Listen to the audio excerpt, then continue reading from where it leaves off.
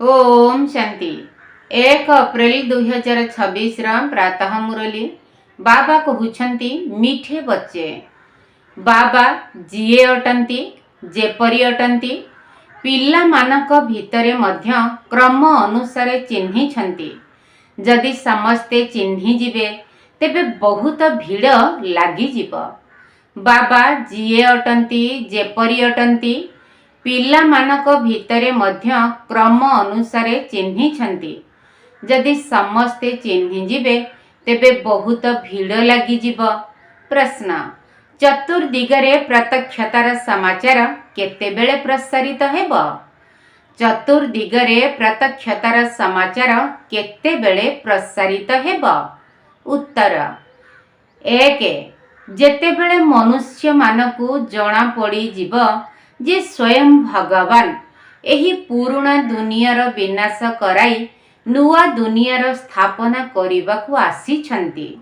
2 आम समस्तंकर सद्गति दाता बाबा आमकु भक्तिर फल देबा पई आसीछंती।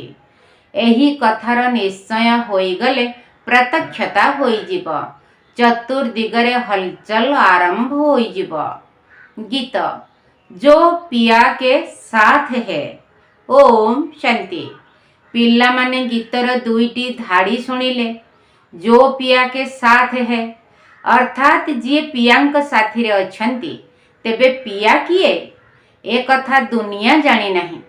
जदिओ अनेक संतान अछंती सेमानक भितरे मध्य बहुत अछंती जेउ माने कि जानी नाहंती जे किभली बाबांकु मने पकाइबा दरकार। सेपरी ठीक भावरे मने पकाई पारु नाहंती, बारंबार भूली जाउछंती। बाबा बुझाउछंती पिला माने निजको आत्मा मने कर, मु बिंदु स्वरूप अटे। बाबा ज्ञानर सागर तांको ही स्मरण करिबाकु हेब। मने पकाइबार अभ्यास एभली पड़ी जिबा दरकार जेपरी बाबांकर स्मृति निरंतर स्थायी होई रहिब। शेष समय रे एक कथा स्मृति रे रहिबा उचित जे मु आत्मा अटे, शरीर तो अछि किंतु एही ज्ञान को बुद्धि रे रखिबाकु हेब जे मु आत्मा अटे। बाबांकर निर्देश मिलिछि मु जिए मोते सही रूप रे क्वचित केही केही मने पकाउछंती। पिला मानक भितरे बहुत देह अभिमान आसी जाउछि। बाबा बुझाई छंती केही भी हुंतु तांकु जे पर्यंत बाबांकर परिचय न देइछ से पर्यंत सिए किछि भी बुझी परिबे नाही। प्रथमे तो सेमानकु एक कथा जणा पड़ू जे सही निराकार आमर पिता गीतार भगवान अटंती। सिए ही समस्तंकर सद्गति दाता अटंती। सी वर्तमान समस्तंकर सद्गति करिबार पाठ करुछंती। जदि एही कथा उपरे निश्चय बुद्धि होई जिबे तेबे जेते सबु साधु संत आदि अछंती समस्ते गोटिए सेकेंड रे एठाकु आसी जिबे। केउंठी को? मधुबन को। भारत रे बहुत हलचल होई जिब। जदि एबे जणा पड़ी जिब एवं निश्चय होई जिब जे एही दुनिया एबे विनाश हेबाकु जाउछि तेबे बॉम्बे ठारू आबु पर्यंत धाड़ी लगी जिब। किंतु एते शीघ्र काहार निश्चय होई परिब नाही। तुमे माने जानिछ जे विनाश हेबार अछि। ए माने समस्ते घोर निद्रा रे सोई ही रहिबे। पुणी शेष समय रे तुमर प्रभाव विस्तार हेब। एहा कौनसी माउसी घर कथा नुहे, अर्थात सहज कथा नुहे। निश्चय होई जिब कि गीतार भगवान परमपिता परमात्मा शिव अटंती। एही कथा प्रसिद्ध होई गले सारा भारत रे चहल पड़ी जिब। एबे जदि तुमे माने जणकु बुझाइब तेबे आउ जणे कहिब तुमकु जादू लगी जाइछि। एही वृक्ष बहुत धीरे धीरे बढ़िब। एबे आउ किछि समय बाकी रहिछि तथापि भी पुरुषार्थ करिबारे कौनसी आपत्ति नाही। तुमे बड़ बड़ लोक मानकु बुझाउछ किंतु सेमाने कौन किछि बुझुछंती? ପିଲାମାନଙ୍କ ଭିତରେ ମଧ୍ୟ କେତେକ ଏହି ଜ୍ଞାନକୁ ବୁଝି ପାରୁନାହାନ୍ତି, ବାବାଙ୍କୁ ମନେ ପକାଉନାହାନ୍ତି। ତେଣୁ ସେହିଭଳି ଅବସ୍ଥା ମଧ୍ୟ ନାହିଁ। ବାବା ଜାଣିଛନ୍ତି ନିଶ୍ଚୟ କାହାକୁ କୁହାଯାଏ। ଏବେ ତ କେହି କେହି ଶତକଡ଼ା 1 ବା 2% ମଧ୍ୟ ବଡ଼ କଷ୍ଟରେ ବାବାଙ୍କୁ ୟାଦ କରୁଛନ୍ତି, ଯଦିଓ ଏଠାରେ ବସିଛନ୍ତି, କିନ୍ତୁ ବାବାଙ୍କ ସାଥିରେ ସେହିଭଳି ସ୍ନେହ ରହୁନାହିଁ। ବାସ୍ତବରେ ବାବାଙ୍କ ସହିତ ବହୁତ ବହୁତ ସ୍ନେହ ରହିବା ଦରକାର। ସେଥିପାଇଁ ଭାଗ୍ୟ ଦରକାର। ଯଦି ବାବାଙ୍କ ପ୍ରତି ସ୍ନେହ ଥିବ, ତେବେ ଭାବିବେ ଯେ ମୋତେ ପାଦେ ପାଦେ ଶ୍ରୀମତରେ ଚାଲିବାକୁ ହେବ। ମୁଁ ବିଶ୍ୱର ମାଲିକ ହେବି। ଅଧା କଳ୍ପର ଦେହ ଅଭିମାନ ପକ୍କା ହୋଇଯାଇଛି। ତେଣୁ ଏବେ ଦେହୀ ଅଭିମାନୀ ହେବାରେ ବହୁତ କଷ୍ଟ ଲାଗୁଛି। ନିଜକୁ ଆତ୍ମା ମନେକରି ପରମ ପ୍ରିୟ ବାବାଙ୍କୁ ମନେ ପକାଇବା କୌଣସି ମାଉସୀ ଘର କଥା ନୁହେଁ। ଯେଉଁମାନେ ଯୋଗଯୁକ୍ତ ହୋଇ ରହୁଛନ୍ତି ସେମାନଙ୍କର ଚେହେରା ହିଁ ଉଜ୍ଜ୍ୱଳ ଦେଖାଯିବ। ଯେପରି କନ୍ୟା ବିବାହ କରିବା ସମୟରେ ଗହଣା ଇତ୍ୟାଦି ପିନ୍ଧିଥାଏ, ତେଣୁ ତାର ଚେହେରାରେ ଏକଦମ ଖୁସି ଆସିଯାଇଥାଏ। କିନ୍ତୁ ଏଠାରେ ତ ପତି ଅର୍ଥାତ୍ ବାବାଙ୍କୁ ମନେ ହିଁ ପକାଉନାହାନ୍ତି। ତେଣୁ ଚେହେରା ଏଭଳି ଝାଉଁଳି ଯାଉଛି ଯେ ସେ କଥା ନ କହିଲେ ଭଲ। କନ୍ୟା ଯେତେବେଳେ ବିବାହ କରିଥାଏ ସେତେବେଳେ ତାର ଚେହେରା ପ୍ରଫୁଲ୍ଲିତ ହୋଇଯାଇଥାଏ। କାହା କାହାର ତ ବିବାହ ପରେ ମଧ୍ୟ ଚେହେରା ମୁର୍ଦାରଙ୍କ ଭଳି ରହିଥାଏ। ଭିନ୍ନ ଭିନ୍ନ ପ୍ରକାରର ଅଛନ୍ତି। କେହି କେହି ତ ଅନ୍ୟ ଘରକୁ ଯାଇ ଦ୍ୱନ୍ଦ୍ୱରେ ପଡ଼ିଯାଇଥାନ୍ତି। ତେବେ ଏଠାରେ ମଧ୍ୟ ସେହିଭଳି ହେଉଛି। ତେବେ ବାବାଙ୍କୁ ମନେ ପକାଇବା ପାଇଁ ପରିଶ୍ରମ କରିବାକୁ ହେବ। ଅତୀନ୍ଦ୍ରିୟ ସୁଖର କଥା ଗୋପୀ ବଲ୍ଲଭଙ୍କର ଗୋପ ଗୋପୀମାନଙ୍କୁ ପଚାର। ଏହା ଶେଷ ସମୟର ଗାୟନ ଅଟେ। ନିଜକୁ ଗୋପ ଗୋପୀ ମନେ କରିବା ଏବଂ ନିରନ୍ତର ବାବାଙ୍କୁ ସ୍ମରଣ କରିବା, ଏବେ ତୁମର ସେହିଭଳି ଅବସ୍ଥା ହେବାକୁ ଯାଉଛି। ବାବାଙ୍କର ପରିଚୟ ସମସ୍ତଙ୍କୁ ଦେବାକୁ ହେବ। ବାବା ଆସିଯାଇଛନ୍ତି ଏବଂ ସମ୍ପତ୍ତି ଦେଉଛନ୍ତି। କେବଳ ଏତିକି ଶବ୍ଦରେ ସାରା ଜ୍ଞାନ ଆସିଯାଉଛି। ଲକ୍ଷ୍ମୀ ନାରାୟଣଙ୍କର ଯେତେବେଳେ 84 ଜନ୍ମ ପୁରା ହୋଇଗଲା, ସେତେବେଳେ ବାବା ଅନ୍ତିମ ସମୟରେ ଆସି ସେମାନଙ୍କୁ ରାଜଯୋଗର ଶିକ୍ଷା ଦେଇ ରାଜତ୍ୱ ପ୍ରଦାନ କଲେ। ଲକ୍ଷ୍ମୀ ନାରାୟଣଙ୍କର ଏହି ଚିତ୍ର ନମ୍ବର 1 ଅଟେ। ତୁମେମାନେ ଜାଣିଛ ସେମାନେ ପୂର୍ବ ଜନ୍ମରେ ସେହିଭଳି କର୍ମ କରିଥିଲେ। ସେହି କର୍ମ ବାବା ଏବେ ଶିଖାଉଛନ୍ତି। କହୁଛନ୍ତି ମନ୍ମନା ଭବ, ପବିତ୍ର ରୁହ, କୌଣସି ବି ପାପ କର୍ମ କର ନାହିଁ। କାରଣ ତୁମେମାନେ ଏବେ ସ୍ୱର୍ଗର ମାଲିକ ପୁଣ୍ୟ ଆତ୍ମା ହେବାକୁ ଯାଉଛ। ଅଧା କଳ୍ପ ହେବ ମାୟା ରାବଣ ତୁମମାନଙ୍କ ଦ୍ୱାରା ପାପ କରାଇ ଆସିଛି। ଏବେ ନିଜକୁ ପଚାରିବାକୁ ହେବ ଯେ ମୋ ଦ୍ୱାରା କୌଣସି ପାପ ହେଉନାହିଁ ତ? ମୁଁ ପୁଣ୍ୟର କାମ କରି ଚାଲିଛି। ଅନ୍ଧମାନଙ୍କର ଲାଠି ହୋଇଛି। ବାବା କହୁଛନ୍ତି ମନ୍ମନା ଭବ। ଏକଥା ମଧ୍ୟ ପଚାରିବାକୁ ହେବ ଯେ ମନ୍ମନା ଭବ ଶବ୍ଦ କିଏ କହିଛନ୍ତି? ତେବେ ସେମାନେ କହିବେ ଏକଥା ଶ୍ରୀକୃଷ୍ଣ କହିଛନ୍ତି।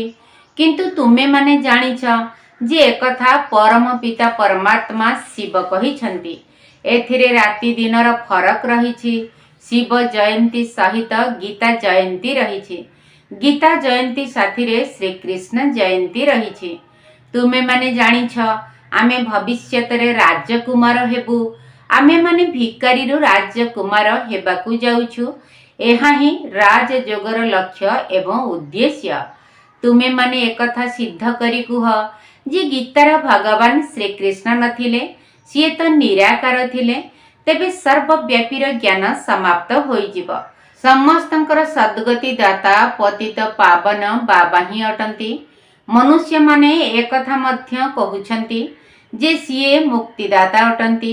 ପୁଣି ବି ସର୍ବବ୍ୟାପୀ କହିଦେଉଛନ୍ତି। ସେମାନେ ଯାହା କହୁଛନ୍ତି କିଛି ବି ବୁଝି ନାହାନ୍ତି। ଧର୍ମ ବିଷୟରେ ଯାହା ଆସୁଛି ତାହା କହିଦେଉଛନ୍ତି। ମୁଖ୍ୟ ଧର୍ମ ହେଲା 3ଟି। ଦେବୀ ଦେବତା ଧର୍ମ ତ ଅଧା କଳ୍ପ ପର୍ଯ୍ୟନ୍ତ ଚାଲିଥାଏ। ତୁମେମାନେ ଜାଣିଛ ବାବା ब्राह्मण देवता क्षत्रिय धर्म स्थापन करुछंती, किंतु एकथा दुनिया जानी नहीं। सेमाने तो सत्य जुग को ही लक्ष लक्ष वर्ष बोली कही देउछंती।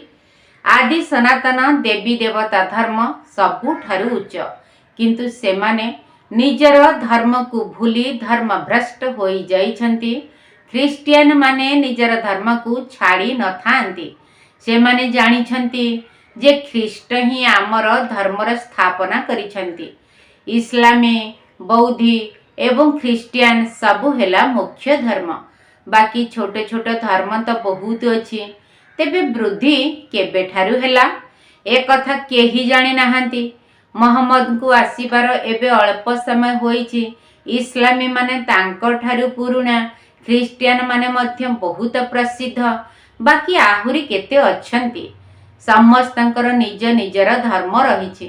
तेबे भिन्न भिन्न धर्म भिन्न भिन्न नाम हेबा कारणरू द्वंद्वरे पड़ी जाइछंती।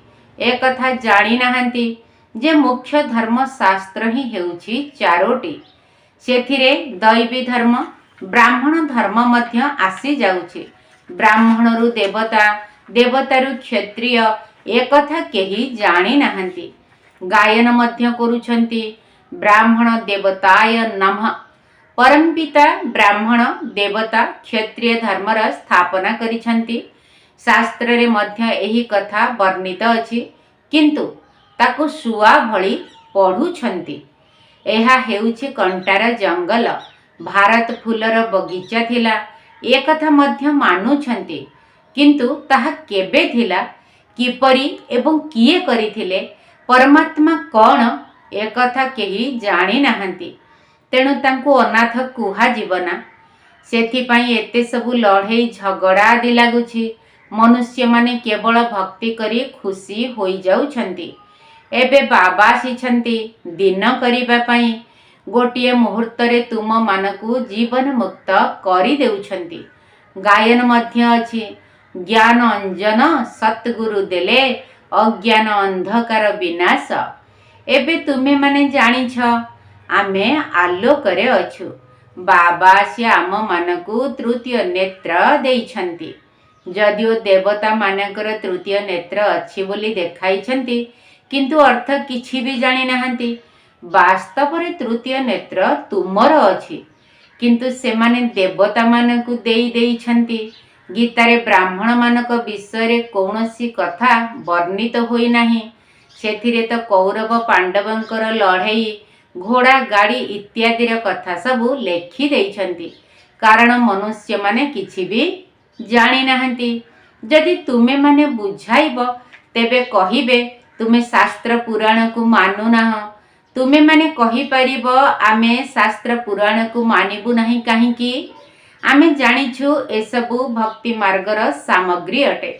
गायन मध्य रहिछि ज्ञान एवं भक्ति। जेतेबेले रावण राज्य हुए सेतेबेले भक्ति आरंभ हुए। भारतवासी वाम मार्गरे जाई धर्म भ्रष्ट कर्म भ्रष्ट होई जाइथांती। सेथिपाई एबे निजको हिंदू बोली कही देउछंती, कारण समस्ते पतित होई जाइछंती। तेबे समस्तଙ୍କୁ पतित करिछि किए? रावण। सेथिपाई रावण को जलाउछंती मध्य। भाबुछंती एहा परंपरा रु चली आसुछि, किंतु सत्य जुगरे तो रावण रो राज्य ही नथिला। किछि भी बुझु नाहंती। माया मनुष्य मानकु बिल्कुल पत्थर बुद्धि करी देइछि। तेबे पत्थर रु पारस बाबा ही करंती। बाबा एही कली जुगरे आसिले ही सत्य जुगर स्थापना करि परिबे। बाबा एही सब कथा बुझाउछंती, किंतु बहुत कष्टरे काहा काहार बुद्धि रे धारणा हेउछि। तुम कुमारी मानकर एबे बाबांक सहित निर्बंध हेउछि।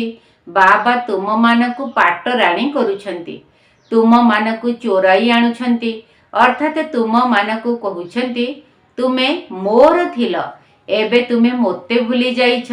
देह अभिमानी होई मायार होई जाइछ।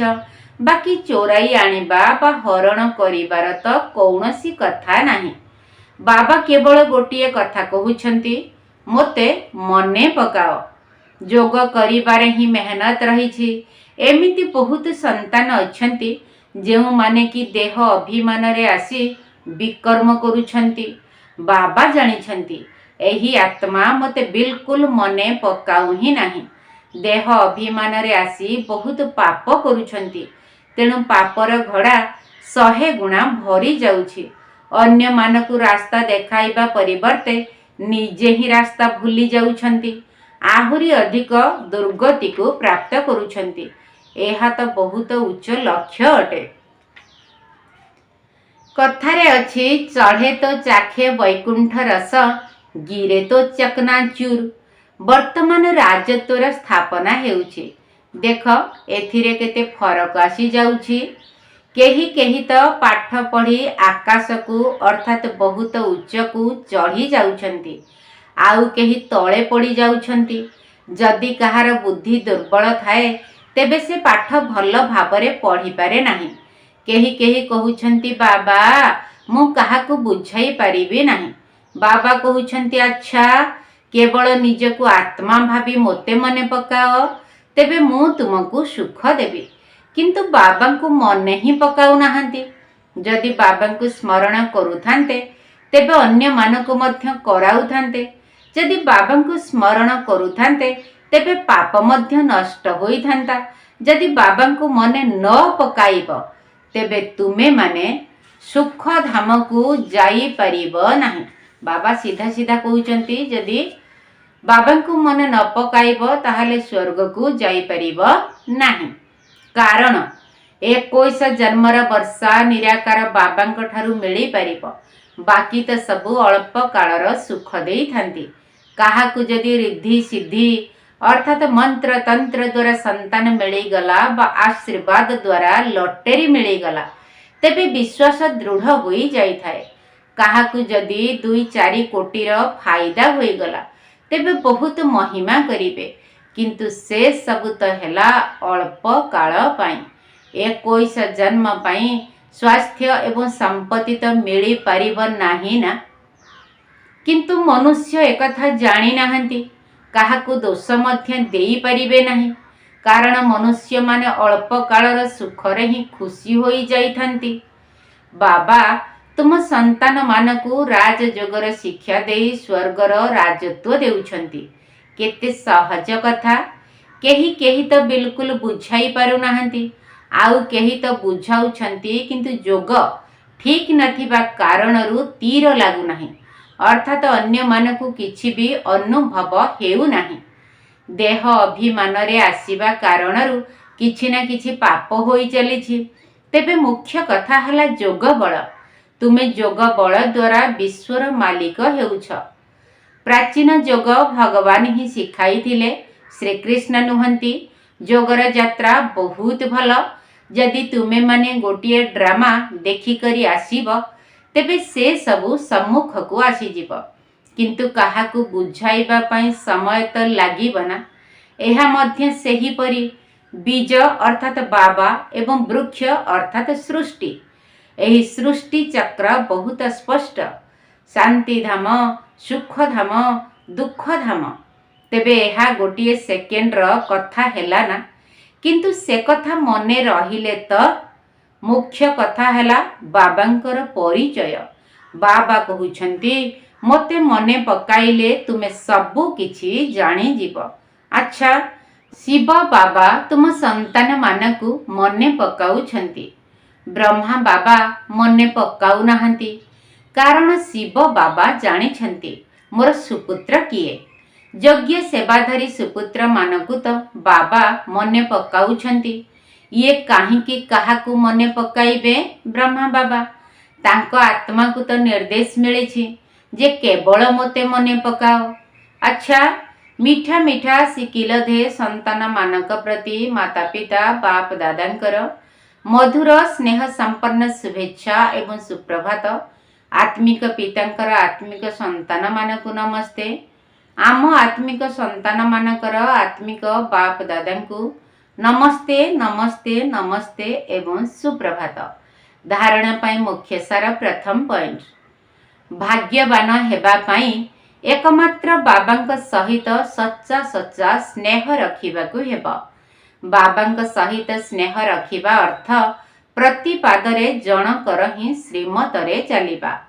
भाग्यवानी हेबा पई एकमात्र बाबांक सहित सच्चा सच्चा स्नेह रखिबाकु हेब। बाबांक सहित स्नेह रखिबा अर्थ प्रति पादरे जनकर ही श्रीमतरे चलिबा। द्वितीय पॉइंट, प्रतिदिन पुण्यर काम अवश्य करिबाकु हेब। सबुठारु बड़ पुण्य हेला समस्तंकु बाबांकर परिचय देबा, बाबांकु मने पकाइबा एवं समस्तंकु बाबांकर स्मृति देबा। प्रतिदिन पुण्यर काम अवश्य करिबाकु हेब। सबुठारु बड़ पुण्य हेला समस्तंकु बाबांकर परिचय देबा, बाबांकु मने पकाइबा एवं समस्तंकु बाबांकर स्मृति देबा।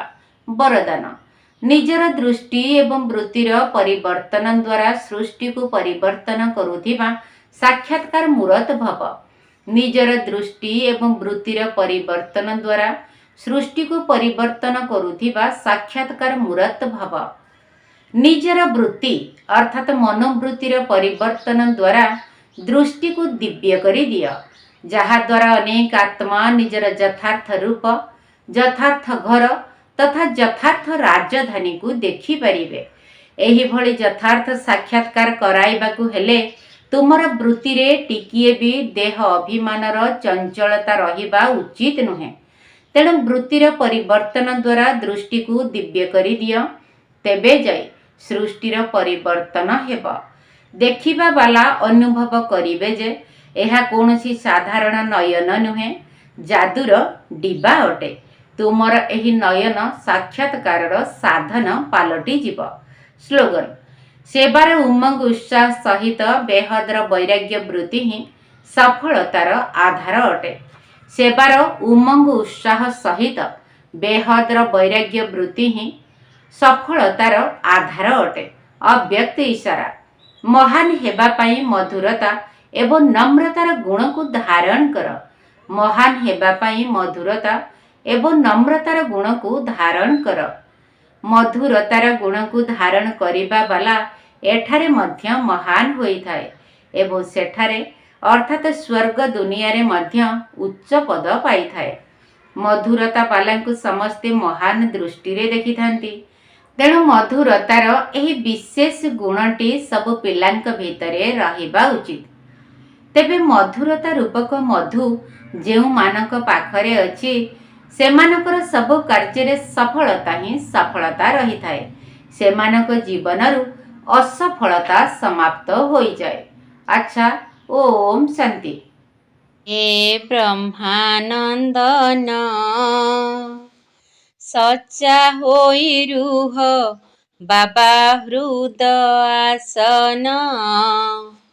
हे ब्रह्मानंदन सच्चा होई रूह बाबा हृदय आसन। निराकार शिवंकर निराकार शिवंकर मिठा संतान। हे ब्रह्मानंदन सच्चा होई रूह बाबा हृदय आसन। भूल करी देले क्षमा मागिनिय, निज मत छाड़ी बुद्धि जोड़ी दिय। भूल करी देले क्षमा मागिनिय, निज मत छाड़ी बुद्धि जोड़ी दिय। उच्च पद प्राप्त हेब, उच्च पद प्राप्त हेब श्रीमत मान।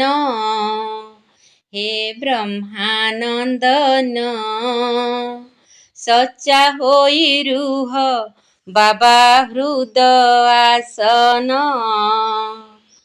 आज्ञाकारी आउ सेवाधारी होई ସ୍ୱଚ୍ଛ ହୃଦୟରେ ବାବା ସମ୍ବନ୍ଧରେ ଆଜ୍ଞାକାରୀ ଆଉ ସେବାଧାରୀ ହୋଇ ସ୍ୱଚ୍ଛ ହୃଦୟରେ ବାବା ସମ୍ବନ୍ଧରେ ଲୁଚି ରହି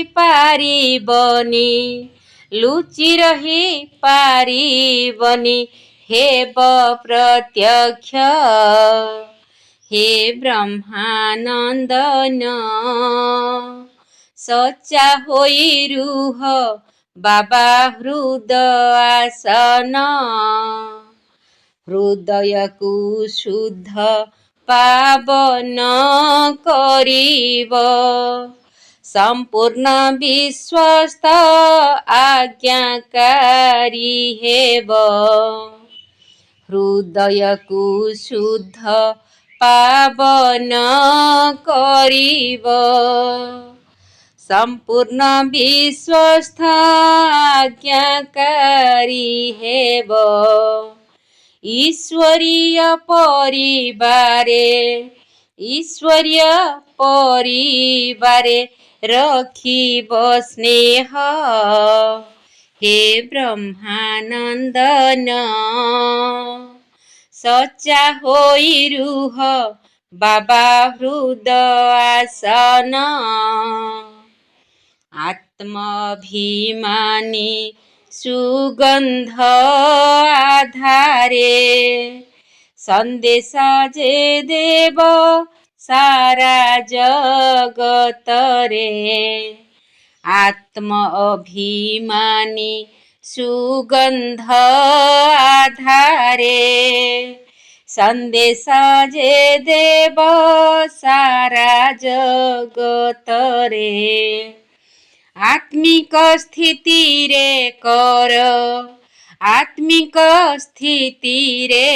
କର ବିଶ୍ୱ କଲ୍ୟାଣ ହେ ବ୍ରହ୍ମାନନ୍ଦନ ସଚ୍ଚା ହୋଇ ରୁହ ବାବା ହୃଦ ଆସନ ଶୁଦ୍ଧ ସଂକଳ୍ପକୁ ଜାଗ୍ରତ କରିବ ବ୍ୟର୍ଥ ସମାପତ ଆପେ ହୋଇଯିବ ଶୁଦ୍ଧ ସଂକଳ୍ପକୁ ଜାଗ୍ରତ କରିବ ବ୍ୟର୍ଥ ସମାପତ ଆପେ ହୋଇଯିବ ପରମାତ୍ମା ସନ୍ଦେଶକୁ